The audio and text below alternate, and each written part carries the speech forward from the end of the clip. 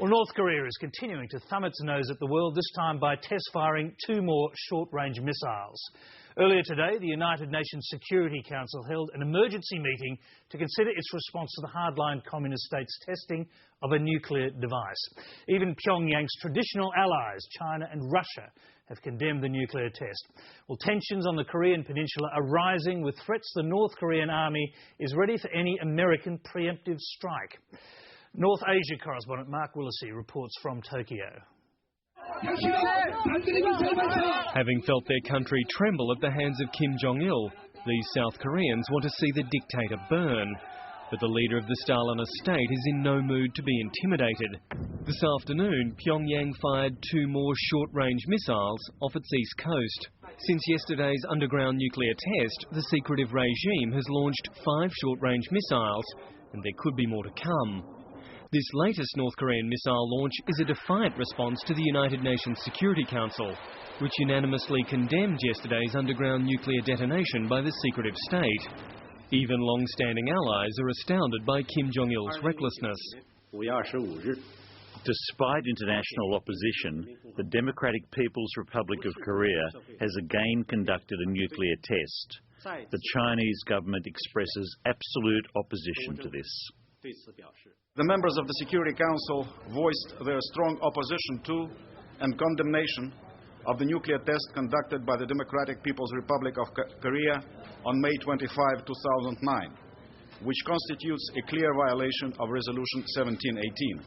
The Security Council will meet again in a few hours' time to flesh out a resolution which may include new and tougher sanctions against Pyongyang. The U.S. thinks that this is a grave violation of international law and a threat to regional and international peace and security.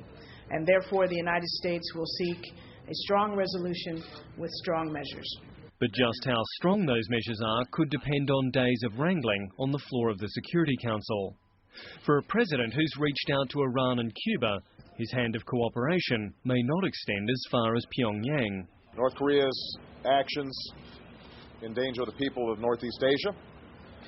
They are a blatant violation of international law, and they contradict North Korea's own prior commitments.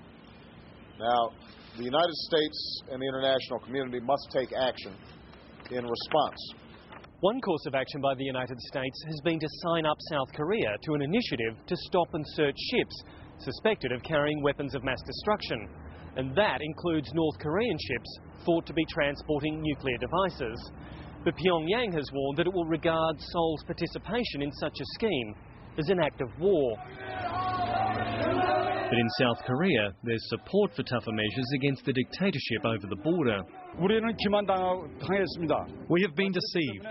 So to ensure that we are not going to be deceived again in the future, the Republic of Korea, as one of the upright leading nations in the international community, has to actively participate in the Proliferation Security Initiative.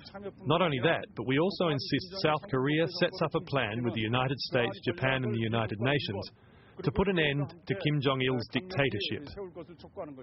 And that's exactly what the ailing dictator himself may be thinking. What will happen once he's gone? Some analysts believe Kim Jong-il is using this show of force to bolster his family's position and to send his generals a message that he wants one of his sons to succeed him. If that's the case, this is one family succession plan being felt up and down the entire Korean peninsula. Mark Willesee, Lateline.